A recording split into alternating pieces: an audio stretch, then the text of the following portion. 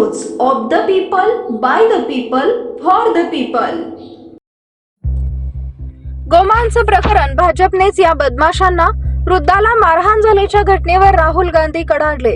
Dhule CSMT एक्सप्रेसमध्ये एका वृद्ध व्यक्तीला गोमांस बाळगल्याच्या संशयावरून बेदम मारहाण झाल्याची घटना घडली होती। या घटनेचा व्हिडिओ देखील व्हायरल झाला होता। आता या व्हिडिओवर संताप व्यक्त होतोय। अशात या घटनेवर आता राहुल गांधी यांनी संताप व्यक्त केलाय।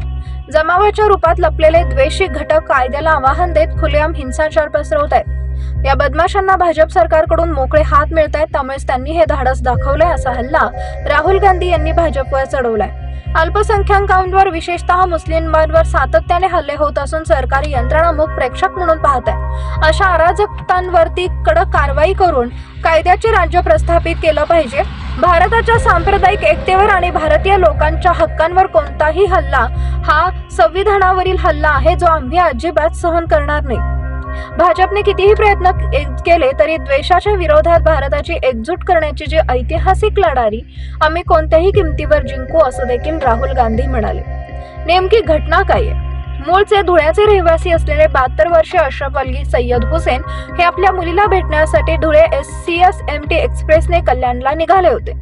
या दरम्यान ट्रेन मधल्या तरुणासोबत त्यांचा वाद झाला। हा वाद पुढे जाऊन इतका टोकाला पोहोचला की तरुणांनी वृद्धाला शिवीगाळ करून मारहाण केली।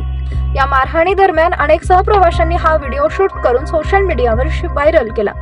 खरं तर या घटनेत वृद्ध दाम्पत्य त्यांच्यासोबत 2 बरण्या घेऊन जात असल्याचा व्हिडिओ दिसत आहे। या बरण्यांमध्ये गोमांस असल्याचा दावा तरुणांनी केला होता, त्यामुळे गोमांस बाळगल्याच्या संशयातून या तरुणांच्या टोळक्याने वृद्धाला मारहाण करून घटना घडली होती। या घटनेनंतर हा व्हिडिओ सोशल मीडियावर मोठ्या प्रमाणात व्हायरल होतोय। धुळे एक्सप्रेस ट्रेनमध्ये ही घटना घडली आहे। या प्रकरणी पोलिसांनी FIR दाखल केला आणि व्हिडिओच्या माध्यमातून तरुणांना देखील ताब्यात घेण्यात आले। या प्रकरणाचा अधिक तपास सुरू आहे। पीपल न्यूज पाहण्यासाठी चॅनलला सबस्क्राईब करा व बेल आयकॉनला प्रेस करा।